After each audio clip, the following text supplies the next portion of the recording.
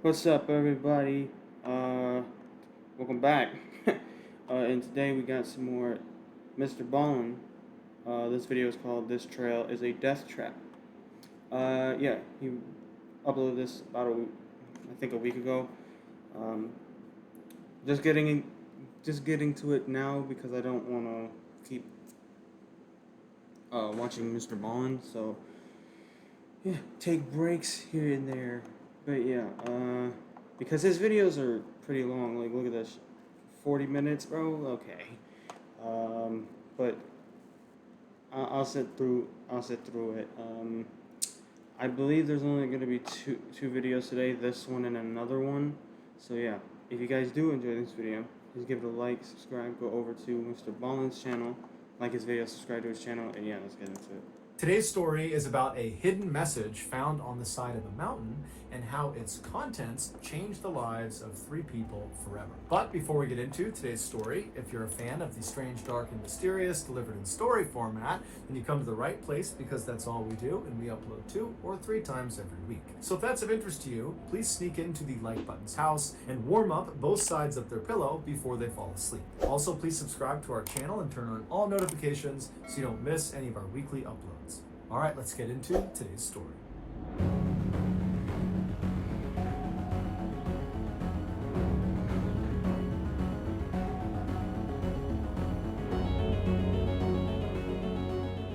"24-year-old Gina Allen and her brand new boyfriend, 28-year-old Brandon Day, could not believe their luck. For the past 48 hours, they had been stranded in the rugged wilderness of the San Jacinto mountain range in California when they looked down into this ravine and they saw a campsite. There was a tarp that had been strung up between 2 trees.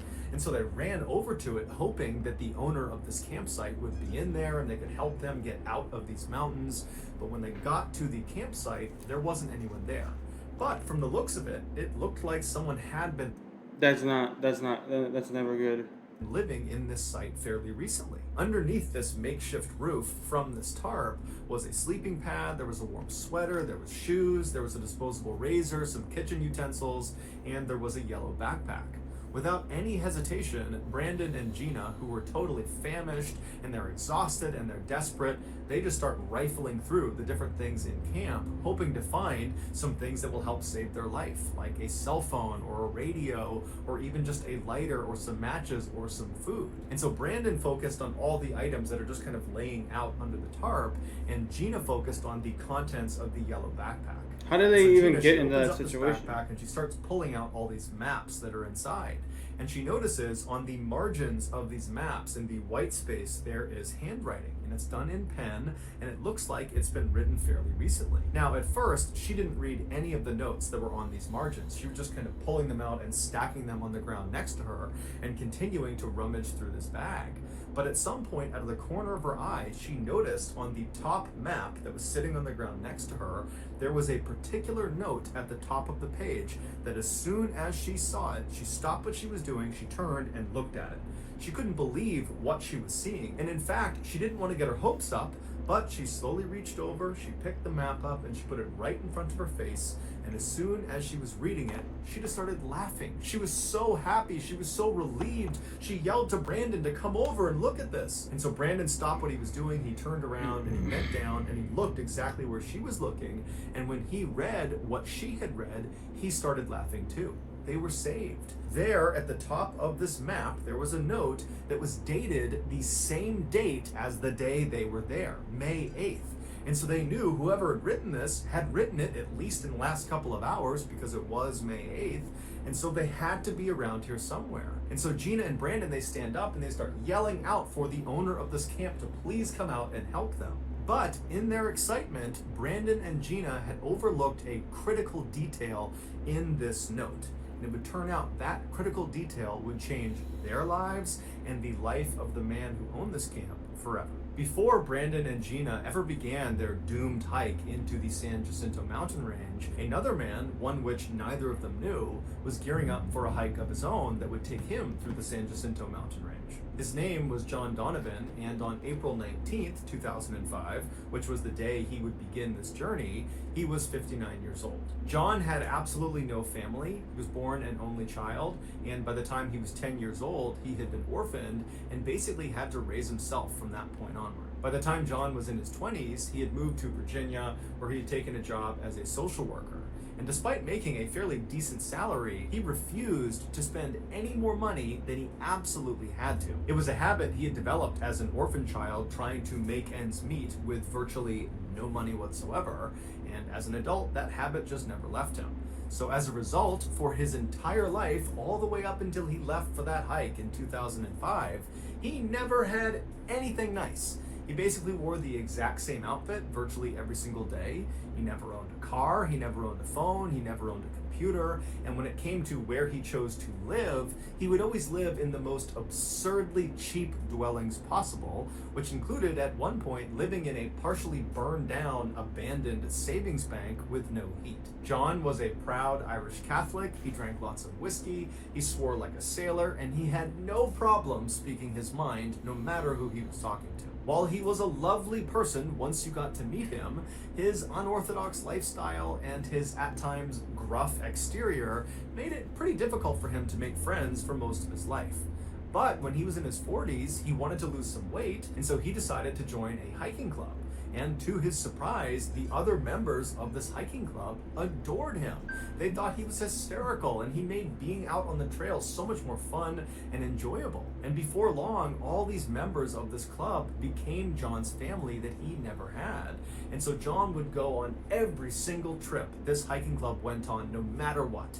That was the most important thing to him in his life. When it came to hiking, though, John was a bit of an anomaly. Even though he would hike sometimes over 4,000 miles in any given year, he would still routinely get lost on trails he had been on dozens and dozens of times. But despite being totally self-aware of this fatal flaw in his hiking abilities, John rarely did anything to compensate for it. For example, he didn't bring with him on most hikes a compass, which would be the first thing you would think to bring with you to stay oriented.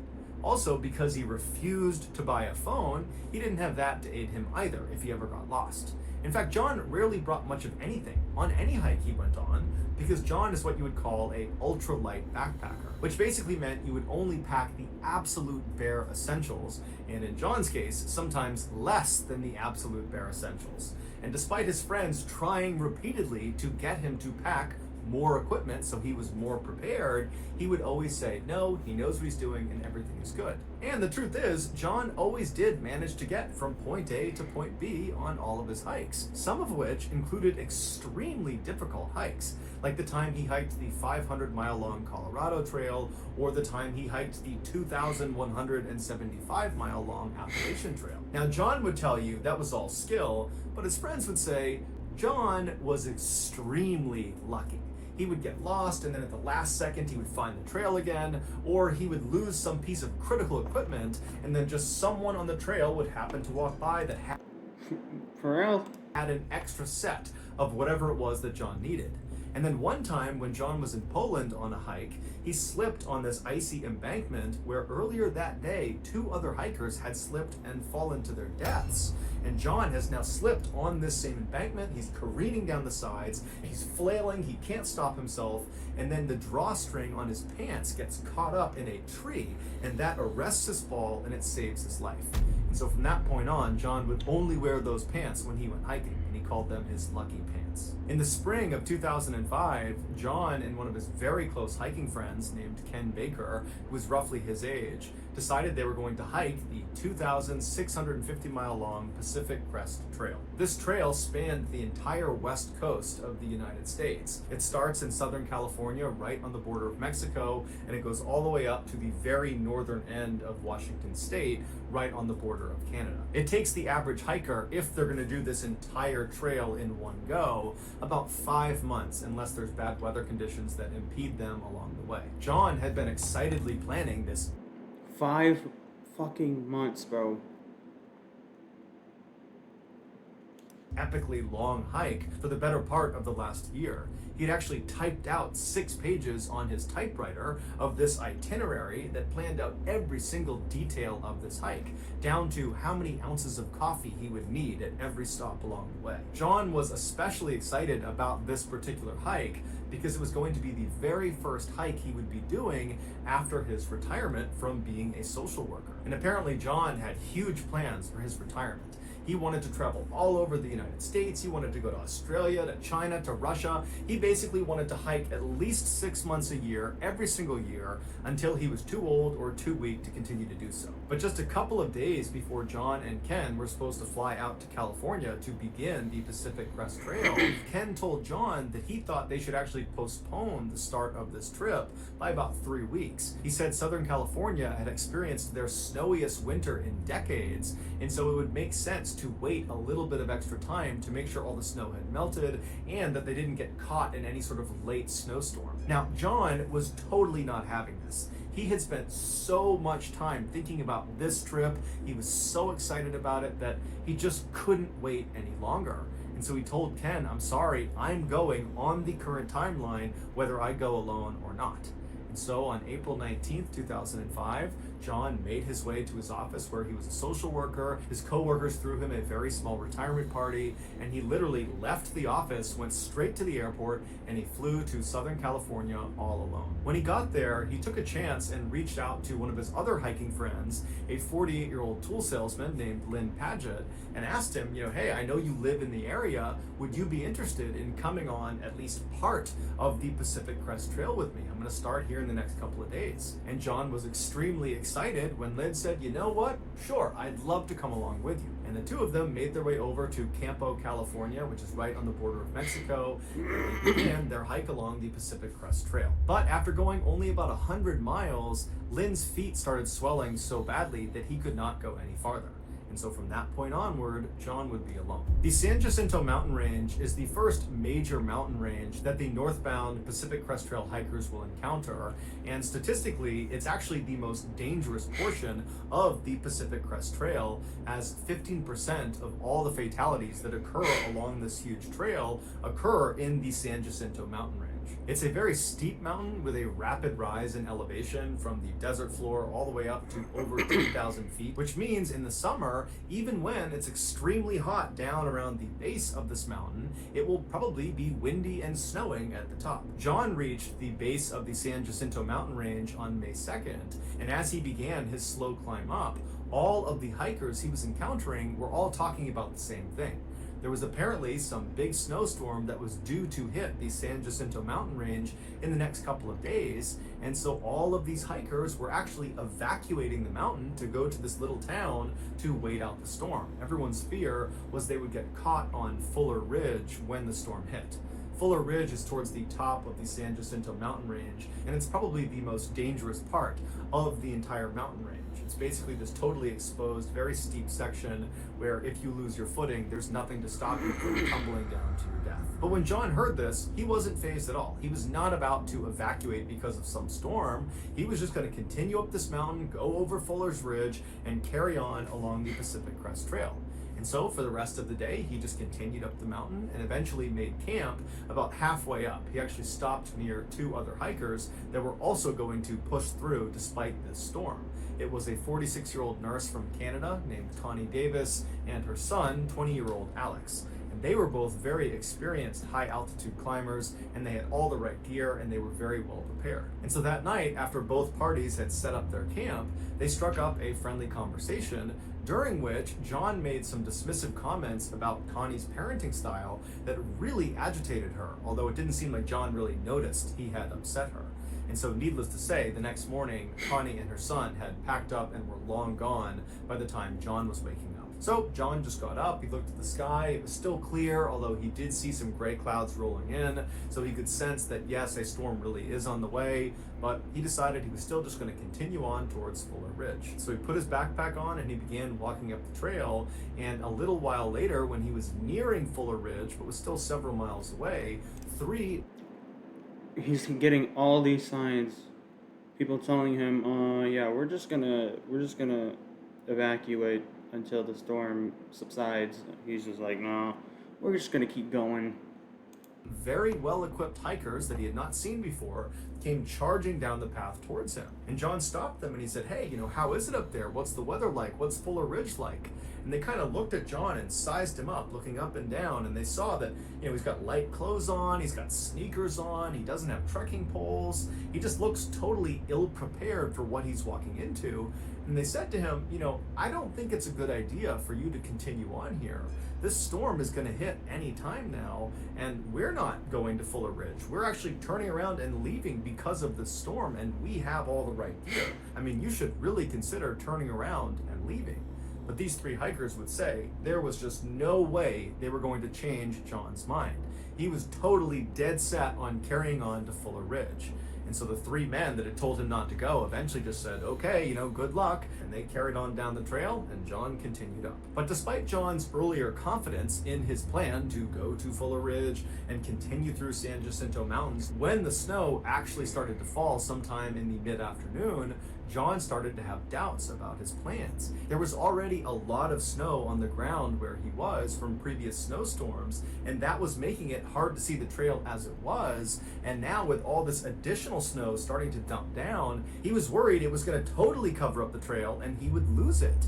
And since he knew he kind of had a penchant for getting lost on trails, this was a real concern. But he was still very stubborn, and so despite these second thoughts, he just continued on along. And so after a while, he got to within maybe 1 or 2 miles of Fuller Ridge when he spotted up ahead of him 2 other hikers that seemed to be going in that direction. And so he ran up to them and he yelled for them to stop. And at this point, the snow is really starting to come down and the trail is completely wiped out and he can barely see in front of him.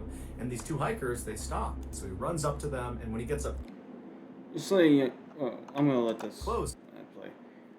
Bro, at this point, he's wearing sneakers, shorts probably, and a shirt with a jacket on, right? And he's on this snowy terrain trail. No, not even snowy. It's snowy mountain trail. Like, Can see it's actually Connie Davis and her son Alex from the night before. And so Connie is obviously not thrilled to see John again, but when he explained that he was having a really hard time staying on the trail and, could he just tag along with them, Connie said, you know what, that's just fine, we're happy to have you. But she explained to him she was not going up to Fuller Ridge. Instead, she was taking a more circuitous route that would bypass the ridge. It would take a lot longer, but it would be safer given the weather conditions. John assured her that that was totally fine. He would just trail along with them, and then at some point he would break off on his own, and he would go up to Fuller Ridge, and they could go their separate way. And so Connie, her son, and John begin walking along together. Now, Connie and Alex, they had crampons on their shoes, which are basically like metal cleats and allow you to very easily grip the snow and ice. They had trekking poles, they had all the right warm gear, and so they're easily moving along through these weather conditions. Meanwhile, John didn't have trekking poles or any high-speed equipment. He did have crampons that he tried to put onto his shoes, but because he had sneakers that were not lined up to this type of crampon, they didn't really fit right, and so it caused him to constantly stumble and fall on the ground. And so that's how it went for a while until Connie and Alex reached this critical point. It was at this creek where they needed to go down and around, which would take them away from Fuller Ridge. And if John was going to continue, like he said he would, up to Fuller Ridge, that would be the point where he would break off from them and go up the mountain towards this ridge. And so Connie and Alex wait at the stream. They're turned around and they're looking back down the trail at John, who's fallen way behind at this point. And as they're looking at him, they're thinking, this is going to take a long time for him to finally catch up to us. And so Connie, who really wasn't all that keen in hanging around John that much longer anyways, she figured, you know what, John has made his intentions completely clear. He said he is going up to Fuller Ridge. He is an adult. He is healthy. He can do whatever he wants. And so she yelled and waved to John and signaled that she and her son were going to go down this creek and this way to Fuller Ridge, so best of luck to you. And then Connie and Alex disappeared around the corner. Once John's hiking partners had gone, John got up to that creek and he was going to try to go up to Fuller Ridge, but by that point the snow was practically blinding. And so at this point John decided, you know what, I do need to turn around and go back down the mountain and evacuate to that town where everybody else had gone to avoid the storm. And so John John turns around and starts trying to backtrack along this trail back down the mountain, but the trail is gone. The snow has completely whited it out, and there's no other hikers anywhere nearby, and even if there were, he wouldn't be able to see them. And so for several hours, while it was still light out, John did his best to navigate down the mountain, and then when the sun went down, he really had no idea where he was. And so instead of trying to stay on this trail that at this point he really didn't think he was on, he looked out away from the mountain, and way down below, he saw this big bright cluster of lights. Even through the falling snow, he could clearly see those were lights of a city. And so he decided he would use that as kind of like his North Star, and he would just continuously walk downhill towards those lights. And so for several hours, he just began walking towards these lights, narrowly avoiding huge drop-offs and climbing over boulders and avoiding trees and animals. And finally, he got to this very critical point in his journey down to these lights. He reached this area called Long Valley, where he had a decision to make. He could either continue down the mountain, which would require jumping down into this ravine that once he did, he would not be able to climb back out again. It was too steep. Or he could turn around and hike way back up the mountain and go some other direction. But at this point, he had really no idea what direction was the best. Or he could have just listened to everybody who was telling him. He could have listened to his friend who told him, no, let's just postpone this 3 weeks. Direction. All he knew is he needed to go down the mountain because his situation was getting worse and worse. Oh, now he's worried. If he didn't find shelter soon, he might get hypothermia and just die out here. And so he decided he would jump down into this ravine. And so he laid on his stomach, he lowered himself down over the edge, and he dropped down into the valley below. Once he stood up, he just continued walking down the mountain, and at some point he spotted a stream that he began to follow along. And as he followed this ravine, which was taking him straight down the mountain, he noticed the ravine walls, these huge walls on either side of him, seemed to get closer and closer to him, like this ravine was kind of coming to a point. And then after a while, he noticed up ahead, the stream just kind of disappeared. And so he walked a little bit farther, and then he came to an abrupt stop. The water had disappeared because it had flown off a 100-foot cliff that he was now standing in front of. He had come to the edge of this huge waterfall, and there was absolutely no way to lower himself down over it. It was an absolute fall to the death if he attempted to go down this waterfall. And so he looked to his left and he looked to his right, and these huge canyon walls that had followed him all the way to this edge from when he dropped down, they were sheer cliffs. There was no way to climb those. And his initial drop into this ravine was unclimbable. He knew that going in. And so he was boxed in, he was trapped, and he likely knew that it would be at least a week or more before anybody figured out that he was even missing.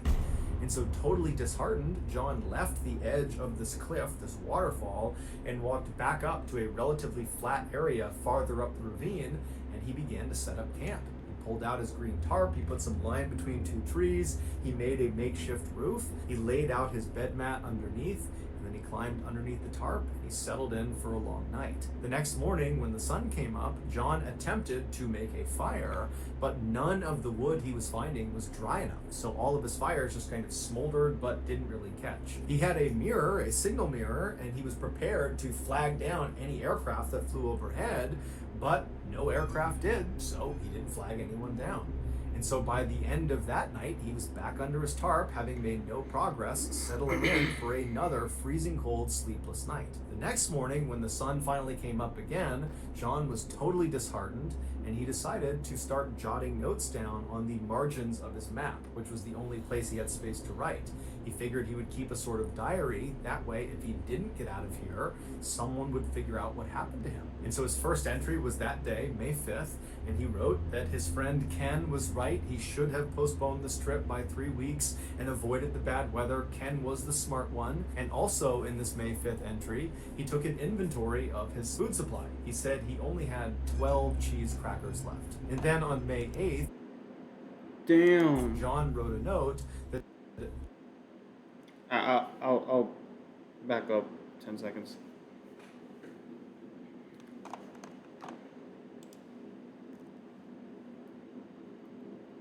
took a 12 cheese crackers left. And then on May 8th, John wrote a note that said, took a fall, too weak to climb out of canyon, Down is a gorge, no way out. This was the message that Gina and Brandon discovered when they stumbled on this campsite. But the significance of this note was not literally what he wrote, but rather when he wrote it. On May 6th, Brandon Day and his girlfriend, Gina Allen, were in Palm Springs for a business convention. Brandon was a financial advisor, and so he was out here for business, and Gina was his guest, so she was really just vacationing. And so towards the end of the convention, when Brandon had some free time, he and Gina decided to leave the hotel and go on a hike somewhere. And so they actually linked up with a tour group that was leaving the hotel, that was heading over to this tram station where they were going to take a tram car all the way up to the top of the San Jacinto mountain range. A tram car is basically like a ski lift, except once you ride it to the top of the mountain, you don't do any skiing, you just do sightseeing. And so Brandon and Gina, they get to this tram car, they hop inside, they get to the top, and it's totally amazing, beautiful view. There's snow at the top, and they're told they have about 20 or 30 minutes before their group is going to take the tram car back down again. And so Brandon and Gina decide to kind of venture off away from the main group and have some alone time before they leave again. And as they kind of venture off, they start to hear what sounds like a waterfall. And so the two of them are kind of looking around, asking if they can see it or if they know where it is, and they don't. And so they say, hey, do you want to just leave the trail and walk towards this waterfall? It can't be far. It sounds like it's only maybe a couple of minutes away. We'll take some pictures, we'll come back, and then we'll catch the tram back down again. And so they decide this is a great idea. They leave the path and they start walking towards the sound of this waterfall. But after walking for a pretty significant distance, they realize the sound of this waterfall is not getting any closer. It seems to actually just be getting farther and farther away. And what they didn't know was happening was the sound of the waterfall was actually echoing off the walls of this mountain. It was basically playing a trick on them. The acoustics made it seem like it was really close, but really it wasn't. It was pretty far away. And so by the time they finally did locate this waterfall, they knew they had ventured fairly far off the main trail, and they really needed to hustle to get back up to the tram station to meet their group and catch that last car out. And so they took a couple of pictures of this waterfall and then quickly turned around and began booking it back towards the station. But on their return trip, which they believed they were going in the right direction, they started hearing the sound of voices coming from the tram station, but they were coming from a different direction. And so Gina and Brandon stopped and they're thinking, I think we gotta go this way, but clearly that's the sound of the other people in our group coming from that direction. And so they decide to follow the sound of the voices. But just like the sound of the waterfall, the sound of the voices were not coming from that direction. That was just an echo bouncing off the walls. It was basically a trick the mountain was playing on Brandon and Gina. So they start walking in the wrong direction, and after walking for quite a while and not getting anywhere near the tram station, the voices just finally stop. And they look at their watches and they have you heard the saying, curiosity kills the cat? Yeah. realize they missed the cutoff. They missed the last tram. This is a great example. All those tourists they were with, they've left. They are now alone somewhere out in the middle of the mountains. But they did not panic. They figured, you know what, we'll just make our way to the tram station and we'll either catch the next tram or, maybe there's a payphone or something up there we can use and, we'll figure it out. Now, it's important to mention that Brandon and Gina did not expect to spend very much time out in the elements. They expected to get on a tram, stay at the top of this tram station with a bunch of other tourists where there was a restaurant and a bar, and then they were going to ride that tram car back down and be back at their hotel before dinner time. As such, they didn't bring any supplies. They didn't even have their cell phones. They had left those in the hotel room because they wanted to make sure they were focused on each other. And so all they had were the clothes on their back, which were very light. They had tank tops and some sweatpants on. They each had a very light jacket as well. And they had a wallet and some chapstick. They had no water, they had no food. And so Brandon and Gina, they begin walking around in search of this tram station. And for several hours, despite their best efforts, they don't find it. And then before long, the sun is going down and the temperature is dropping rapidly. And so eventually, after it becomes too dark to continue to move around, the couple winds up going into a cave where they huddle up all night, barely avoiding becoming hypothermic. The next day, when the sun comes up, they haven't slept at all, they climb out of their cave and they continue walking around the mountain in hopes they find this tram station.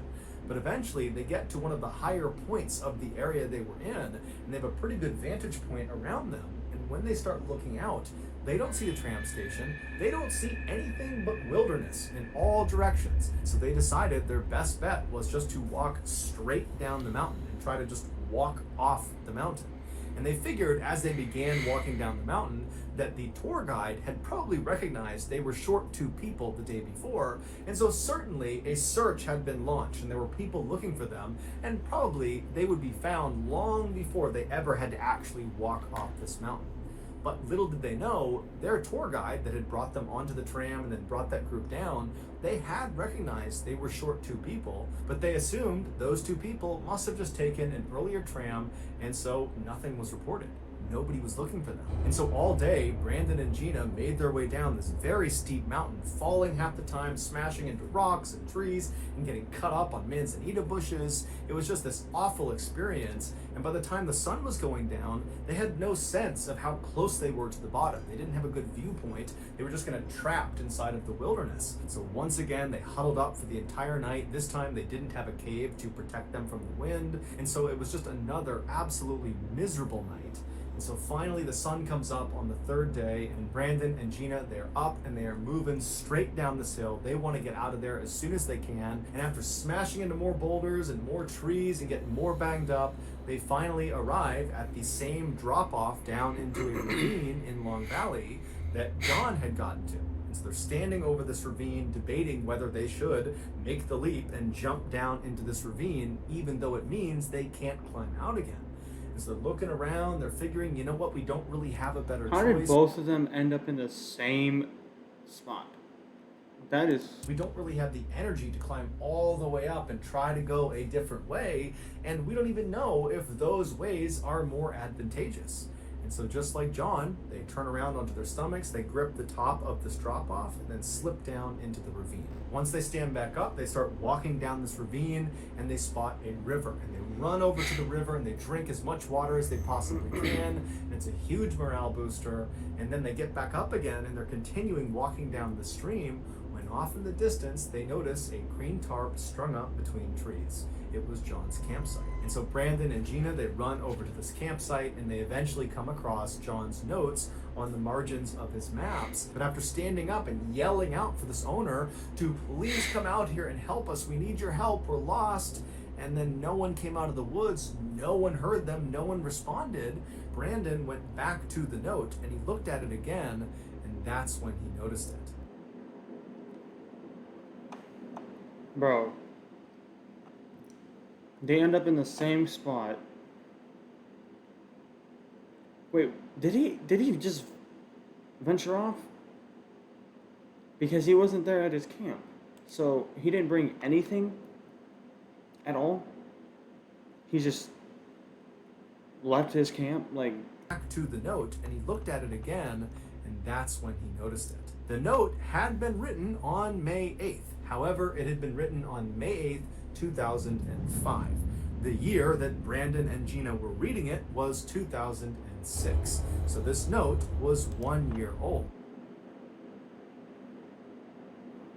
Oh my God. John had just happened to get lost and write a note on the exact same calendar day that Gina and Brandon arrived at his campsite and discovered the note. In their initial excitement and joy that they might get saved, they did not pick up on that year discrepancy. The couple began looking more closely at all of the gear underneath the tarp, and they noticed all of the metal objects like the forks and spoons and the pots and the pans, they were all starting to rust. And some of the other objects, like the shoes, looked like they had been sitting in the same spot for a really long time. They both started to get a really bad feeling about this campsite, like something terrible had happened there. Gina emptied the yellow backpack's contents onto the ground, and that's when they found a wallet. They opened it up and they pulled out an ID card, and it was John Donovan's ID card. So now they knew who had written the note and who owned this camp. Afterwards, Gina and Brandon laid out all of the maps to see if there were other messages that they had not read yet. And there were. There were 2 other additional messages after the May 8th message. On May 11th, John said he was celebrating his 60th birthday and that unfortunately he was down to his last 2 cheese crackers. And then in his final message on May 14th, John wrote, "Headed down to creek for water. Goodbye. Love you all." Devastated, the couple knew what they were reading were almost certainly John's last words, and his body was most likely somewhere around here. And then it dawned on the couple that if John, who seemed like an experienced hiker who had all this gear, if he had gotten trapped and died out here, then how did they stand any chance with no experience and no equipment? And so, not knowing what else to do, Gina just rounded up all of John's things. She stuffed them into his yellow backpack, and then she shouldered the pack, and then she and Brandon just walked away from John's campsite and continued walking downhill, hoping that up ahead there was not going to be some gorge like John had mentioned in his May 8th note. But unfortunately, after walking for a little while, they reached that cliff with the 100-foot drop, with the waterfall going off the side of it, and they realized that they were trapped, same as John. There was nothing they could do. And so, totally speechless and shocked, they just both sat down. They didn't look at each other, and they just sat there wondering what was going to happen next. And they both were thinking, you know, this could be the place where I die. At some point, Gina kind of snapped out of her trance, and she took John's backpack and she began rifling through it, pulling everything out all over again. And Brandon asked her, you know, what are you doing? And she said, well, you know, maybe there's something in here that we missed. Maybe there's a secret pocket or something in here that could help us. And so she rifles through this bag, and sure enough, she finds inside of a small pocket in the bottom of the bag was another bag, a little plastic bag, and inside of it were matches, and they were still dry. And so immediately the couple pull them out, and they start to round up logs to try to make a fire, and as soon as they light it, it doesn't catch because all the logs in the area that were on the ground were wet from previous snowstorms and rainstorms. And so all night they tried lighting these fires, but they all just kind of smoldered out. And so eventually, after the sun went down, Gina and Brandon, who were totally disheartened, they went back up to John's campsite and they went under his tarp and they huddled together for another freezing cold night. The next morning, Brandon woke up because he actually did fall asleep, and Gina was still sleeping. And so Brandon decided to just leave the tarp and go out and get a breath of fresh air. He knew they were in a terrible position, but he just wanted to clear his head. So he stood up and he could barely stand. He was so achy and tired, and he was so hungry, and he decided he would just walk. I can't imagine being in that position, but at the same time, I can't imagine myself even getting out of the house. So down to the edge of this cliff and look out into the valley to see if maybe there was a way down. And so he walked along the river, stopping I would never do this. Water until he got to the very edge. And when he got there, he looked down and he saw something that he had not seen the day before. There, in a pool of water, all the way down, 100 feet down, was a body lying face down in a pool of water. And that body belonged to John Donovan. Brandon was too far away to actually confirm if that really was John, but he instantly knew. But instead of being scared or saddened or depressed by the sight, it kind of invigorated Brandon and reminded him that if he doesn't act, he and Gina were going to die too. And so Brandon decided he wasn't going to set some small campfire to try to signal someone. He was going to try to light the entire forest on fire. And so he walked back up to the campsite and he got the matches out from the backpack, and then he walked into the forest a ways that was right near the river and near their campsite, and he found this tree that was obviously dead, and he walked around gathering as much dry wood as he could, and he propped it up against this dead tree, and then he put as much kindling as he possibly could into this hole in the trunk of this dead tree. And after doing all this prep work, he got his matches out and he lit some of the kindling, and to his surprise, the tree caught on fire almost immediately.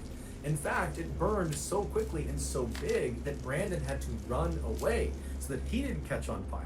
And before long, all these trees are catching on fire, and he had to run all the way back to the campsite and wake Gina up. He deliberately started a forest fire. Run all the way over to the edge of the waterfall, and they turn and they're just watching half an acre just completely erupt in flames. And all this black smoke is billowing up into the sky. And then about an hour later, after the fire had eventually just kind of died out on its own, Gina and Brandon heard the distant rumblings of a helicopter. They had seen the smoke and they were coming to rescue them. Gina and Brandon would be airlifted out of the ravine and would make full recoveries. John Donovan's body would be recovered 3 weeks later. His cause of death could not be determined. Some say that final note he left on May 14th, where he said he was going down to the creek to get water and then said goodbye, I love you all, that was sort of a suicide note, that he actually threw himself off that cliff to end his suffering. Others say he just walked down to the edge of this waterfall and was trying to get a drink of water from the creek when he slipped and then fell over the edge to his death. but we'll never know for sure. What we do know for sure is that in 2005, when John Donovan was still alive and missing, had he been rescued, he would have left the valley with all of his supplies, including those matches, which would have meant in 2006, when Brandon and Gina found themselves in that ravine, there wouldn't have been a way to start that fire, and so they would have died. In fact, the helicopter pilot that did come up and rescue Brandon and Gina, he would say there was nobody planning to search that area. This was not an area they believed Brandon and Gina would be. And so it really was only because of that fire that those two lived. As such, the couple said they owe their lives entirely to John Donovan and his unbelievable sacrifice. On July 11th, 2006, a funeral was held for John in Virginia. 80 people showed up for it. Most of them were his hiking friends from his club. After the service was over, they all kind of poured out onto the cemetery lawn around John's gravesite. And as the bagpipes played Amazing Grace, Lynn Paget, the man who had done the first 100 miles of the Pacific Crest Trail with John before his feet swelled up and he had to leave, he walked around the crowd handing out red Solo cups filled with a tiny bit of John's favorite whiskey. And then after making sure all of the adults had their drinks, Lynn went to the head of his very good friend's grave and he delivered a beautiful eulogy. In it, he tells the crowd that he thinks of John all the time, he misses him terribly, and at night he has the same dream. He's walking down this trail next to a stream, and then the stream bends off to the side, and as soon as he walks around the bend, he sees this green tarp. And he knows it's going to be John, and so he yells, "Hey comrade, hey comrade!" And as he's walking over to the tarp, he realizes John isn't there. All it is a tarp, a pack, and some shoes on a rock. As for Brandon and Gina, they did stay a couple after the ordeal, but they would ultimately break up 2 years later. So that's going to do it, guys. If you found the secret in today's episode, let us know in the comments section what it is and where you found it. So give us the timestamp. Fucking hell, If you're man. first to Bro, this is why, bro, I don't even know what to say, to be honest. Like, this is sad. This is sad. He should have listened to his friend that told him, "Hey, let's postpone this about 3 or 4 weeks." They shouldn't have gotten curious. Bro. This is sad. It's sad. But yeah, if you guys do enjoy this video, please give a like, subscribe, go over to MrBallen's channel, like his video, subscribe to his channel, and I'm out.